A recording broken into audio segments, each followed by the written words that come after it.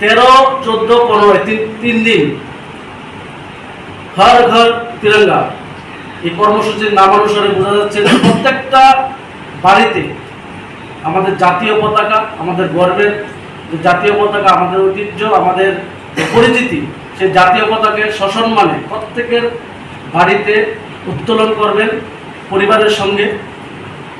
বাজার হাট, ক্লাব, সামাজিক সংস্থা, সরকারি অফিস আদালত সমস্ত জায়গায় 13, 14, 15 এই 3 দিন আমরা জাতীয় পতাকা উত্তোলন করব। তারপরের দিন 15 আগস্ট।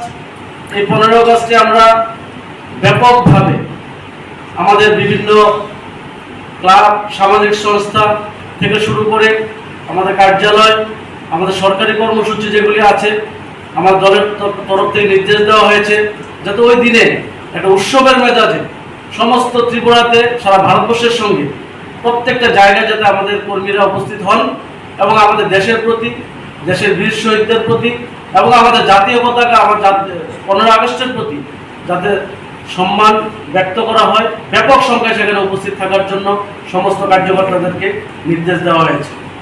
তো মোটামুটি আমরা এরকমই আমাদের কর্মসূচিটা নিয়েছি।